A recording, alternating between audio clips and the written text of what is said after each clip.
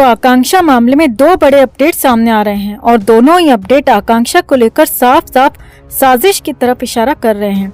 तो इस वक्त सारनाथ से लेकर वाराणसी तक और वाराणसी से लेकर इलाहाबाद तक कोहराम मचा हुआ है।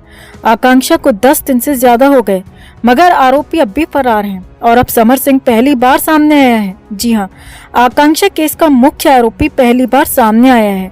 तो वहीं जिनके साथ आकांक्षा ने आखिरी बार पार्टी की थी उन दोनों शख्स को लेकर भी बड़ा खुलासा हुआ है।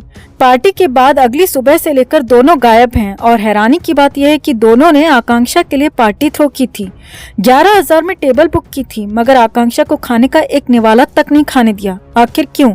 आकांक्षा ने खाना नहीं खाया, शराब नहीं पी और आकांक्षा के पेट में जो केमिकल मिला उसमें भी दोनों के हाथ होने की खबरें आ रही हैं। तो आपको दोनों ही खबर विस्तार से बताते हैं। आप भी वीडियो को ज्यादा से ज्यादा लोगों तक पहुंचाएं और कमेंट में जस्टिस फॉर आकांक्षा दुबे लिखना ना भूलें। चैनल के साथ जुड़कर चैनल को सब्सक्राइब कर हमारी आवाज बने। तो आकांक्षा दुबे मामले में पहली बड़ी अपडेट ये है कि समर सिंह को सामने आना ही पड़ा है। 10 दिन से फरार समर सिंह को बाहर आना ही पड़ा है। जहां एक तरफ पुलिस समर सिंह और उसके भाई संजय सिंह की तलाश में जुटी है, वहीं इस बीच खबर आ रही है कि आकांक्षा दुबे केस में मुख्य आरोपी माने जा रहे समर सिंह ने कोर्ट में अपने बचाव के लिए याचिका डाली है। जी हाँ, भोजपुरी सिंगर समर सिंह और उनके भाई संजय सिंह ने अपने बचाव के लिए कोर्ट का दरवाजा खटखटाया है। खबर है कि आकांक्षा दुबे केस के मद्देनजर समर सिंह ने इलाहाबाद कोर्ट में अपने ऊपर लगे एफआईआर को रद्द करने के लिए याचिका डाली है। 4 अप्रैल को समर सिंह ने कोर्ट में अपनी ये दलील रखी है और खुद को बेकसूर बताया है और आकांक्षा की मां मधु दुबे की एफआईआर को निरस्त करने की मांग कोर्ट से की है। समर सिंह ने अपनी याचिका में लिखा है कि आकांक्षा दुबे की मौत में उनका कोई हाथ नहीं है। याचिका के मुताबिक समर सिंह ने बताया कि मुझ पर लगे आरोप बेबुनियाद हैं। मेरा करियर खत्म करने के लिए मुझ पर ये तमाम आरोप लगाए जा रहे हैं। इस एफआईआर की वजह से मुझे मेंटली और फाइनेंशियली बहुत नुकसान उठाना पड़ रहा है, इसीलिए मुझे आरोप मुक्त किया जाए। यहाँ आपको बता दें कि इंडियन पीनल कोड के आर्टिकल 482 के अधीन समर सिंह और उसके भाई संजय सिंह ने ये याचिका डाली है और उसमें एफआईआर के साथ ही पुलिस द्वारा जारी किए गए लुकआउट नोटिस को भी रद्द करने की मांग की है। हालांकि इलाहाबाद कोर्ट में अभी याचिका डाली गई है। कोर्ट क्या फैसला लेती है इसके लिए इंतजार करना होगा। यहाँ आपको बता दें, दोनों आरोपी भाई आकांक्षा दुबे की मौत के बाद से फरार हैं। पुलिस ने दोनों के खिलाफ लुकआउट नोटिस भी जारी कर रखा है। अब देखना होगा कि कोर्ट समर सिंह की इस याचिका पर क्या फैसला सुनाता है। वहीं अब इधर दूसरी बड़ी अपडेट की बात करें तो वो आ रही है उस पार्टी को लेकर जहां आकांक्षा आखिरी बार गई थी। दरअसल सामने आया कि आकांक्षा दुबे जिनके बुलावे पर, जिनके इनविटेशन पर क्लब में गई थी, उनका नाम अरुण और श्रद्धा है। क्लब में अरुण और श्रद्धा ने ही आकांक्षा के लिए टेबल बुक की थी और क्लब के रिकॉर्ड के मुताबिक दोनों ने इस टेबल के लिए 11,000 रुपए पे किए थे। अरुण और श्रद्धा पहले ही पहुंच गए थे और 8, साढ़े 8 के बाद आकांक्षा दुबे वहां पहुंची थी। इसके बाद तीनों ने एक साथ क्लब में एंट्री की थी। अब क्लब के स्टाफ के बयान की माने तो अरुण और श्रद्धा ने क्लब की सबसे महंगी सीट बुक की थी, जिसमें महंगी से महंगी बियर भी इंक्लूड थी और हर तरीके का खाना अवेलेबल था। तीनों यहाँ पर 5 से 6 घंटे रुके थे, डांस कर रहे थे, बातें कर रहे थे, मगर खाने के लिए कुछ भी मंगाया ही नहीं। 5 से 6 घंटे में तीनों ने सिर्फ पानी पिया और कुछ खाया पिया नहीं। क्लब के स्टाफ की माने तो पहले तो सब नॉर्मल लग रहा था, मगर धीरे धीरे सिर्फ आकांक्षा मैडम ही डांस कर रही थी और दोनों सिर्फ खड़े थे और दोनों के बीच कुछ इशारों में बातें हो रही थी। सूत्रों की माने तो क्लब के स्टाफ ने बताया कि आकांक्षा मैडम अगर कुछ वेटर से लेना भी चाह रही थी तो उन्हें लेने नहीं दिया जा रहा था, बस उनको एक बार पानी पिलाया गया। इसके बाद आकांक्षा मैडम डांस पर डांस किए जा रही थी, झूम रही थी। सूत्रों की माने तो क्लब के स्टाफ ने कहा कि अजीब तो हमें भी लग रहा था कि इतनी बड़ी स्टार ऐसे अकेले क्यों नाच रही हैं, मगर हमें बोलने की या कुछ भी पूछने की इजाजत नहीं थी। अब क्लब के स्टाफ ने ये बयान नाम और पहचान न बताने की शर्त पर दिया है और ये बयान वाराणसी के एक चैनल को दिया गया है और उसी के आधार पर ये सारी बातें सामने आ रही हैं। चैनल का दावा है कि आकांक्षा दुबे की मौत के बाद से ही अरुण और श्रद्धा नाम के दोनों ही व्यक्ति फरार हैं, गायब हैं। अब बात है तो हैरानी की दोस्तों कि 11,000 में टेबल बुक करने के बाद भी तीनों ने कुछ नहीं खाया और आकांक्षा अगर खाना चाह भी रही थी तो उसे खाने नहीं दिया गया। तभी तो आकांक्षा के पेट में न खाना था, न शराब और न ही किसी तरीके का लिक्विड। वो बस ब्राउन कलर का केमिकल उनके पेट में मिला है। तो क्या आकांक्षा को पानी के नाम पर कोई केमिकल पिलाया गया था? इस बात की जांच पुलिस को करनी चाहिए और इसके पीछे किसका हाथ है इसकी भी जांच होनी चाहिए।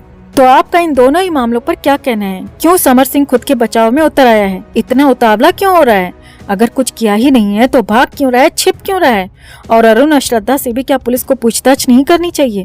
आप भी अपनी बात, अपनी राय कमेंट में जरूर रखें और वीडियो को ज्यादा से ज्यादा लोगों तक जरूर पहुंचाएं।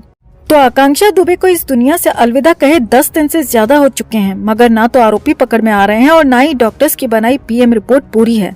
पुलिस की कार्यप्रणाली तो पहले दिन से ही संदेह के घेरे में थी, मगर अब डॉक्टर्स और उनकी बनाई पोस्टमार्टम रिपोर्ट भी पूरी तरह शक के घेरे में आ गई है। दरअसल भोजपुरी अभिनेत्री आकांक्षा दुबे की पीएम रिपोर्ट सामने आने के बाद परिजन और वकील ने एक गंभीर सवाल खड़े किए हैं।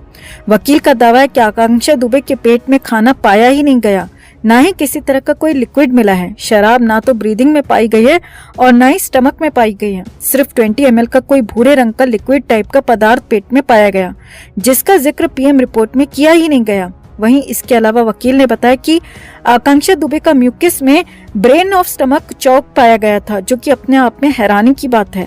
और इस पीएम रिपोर्ट को देखने के बाद आकांक्षा के परिजनों ने और वकील ने पुलिस की थ्योरी को पूरी तरह धत्ता बता दिया और कहा कि ये साफ तौर पर मर्डर है, सुसाइड नहीं।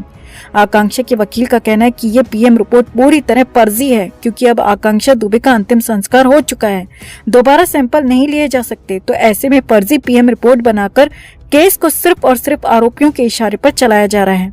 आरोपियों से मिली भगत कर पुलिस कोर्ट में इस पीएम रिपोर्ट को दिखाकर साबित करना चाहती है कि आकांक्षा ने खुद को मारा था, मगर हम ऐसा होने नहीं देंगे, क्योंकि ये पीएम रिपोर्ट फेक है और अधूरी है। हम भी कोर्ट में साबित कर देंगे कि ये पीएम रिपोर्ट फर्जी है, क्योंकि मैंने पूरे सैंपल्स को देखा था। जब पीएम हो रहा था तो मैं वहीं मौजूद था। जब पीएम हो रहा था तो मैंने अपनी आंखों से बहुत कुछ देखा है। मैं शुरू से पूछ रहा हूँ कि उस भूरे लिक्विड का सैंपल लिया गया था या नहीं। तब डॉक्टर्स ने मुझसे कहा था कि हाँ, सैंपल लिया गया है, और अगर सैंपल लिया गया था तो उसका पीएम रिपोर्ट में जिक्र क्यों नहीं है। वकील ने कहा कि पीएम रिपोर्ट में आकांक्षा की कलाइयों को लेकर भी कुछ नहीं लिखा गया है, जबकि सबने देखा था कि आकांक्षा के दोनों हाथ की कलाइयां सामान्य नहीं थीं। चोट के निशान साफ दिख रहे थे, मगर रिपोर्ट में इसका जिक्र नहीं है। वकील का कहना है कि मैंने कई मेडिकल एक्सपर्ट से इस बारे में बात की है। हर किसी ने ब्राउन लिक्विड पर सवाल खड़े किए हैं। इसके अलावा medical experts brain of stomach के चोक होने को लेकर भी हैरानी जता रहे हैं, और वो कह रहे हैं कि ऐसा सुसाइड के केस में बिल्कुल नहीं होता। वकील के माने तो मेडिकल एक्सपर्ट्स के अनुसार किसी कोअर्सिव मटेरियल की वजह से पूरा कंजेशन स्टमक के म्यूकस में ब्रेन में हो सकता है, और ब्राउन लिक्विड की जांच की जाना जरूरी है। पता लगना चाहिए कि आखिर भूरे रंग का पदार्थ क्या था। अगर पेट में शराब और खाना नहीं था, सिर्फ भूरा पदार्थ मिला है, तो इसका मतलब है कि आकांक्षा के साथ कुछ तो ऐसा हुआ है जो कि संदिग्ध है। वकील के साथ ही आकांक्षा दुबे की मां मधु दुबे ने पोस्टमार्टम रिपोर्ट पर सवाल उठाए हैं। उन्होंने कहा कि आकांक्षा आखिरी रात जिस पार्टी में गई थी, वहां अगर उसने शराब पी थी तो पोस्टमार्टम रिपोर्ट में इसका जिक्र क्यों नहीं है। एक्ट्रेस के पेट में न खाना मिला है, ना ही अल्कोहल, इवन ब्रीदिंग में भी अल्कोहल नहीं मिली। तो पहले पुलिस और होटल वाले क्यों आकांक्षा को नशे में बताकर उसे बदनाम करते रहे? क्यों फेक थ्योरी बनाते रहे? क्या वो शुरुआत में ही इस केस को बंद कर देना चाहते थे? मां मधु दुबे का कहना है कि अगर आकांक्षा ने शराब पी होती, वो नशे में थी, तो फिर पीएम रिपोर्ट में इसके बारे में क्यों नहीं लिखा गया? मेरी बेटी को पहले इन सब ने मिलकर मार दिया और अब मारने के बाद उसे बदनाम कर रहे हैं, मगर मैं चट्टान की तरह डटी हूँ अपनी बेटी के इंसाफ के लिए।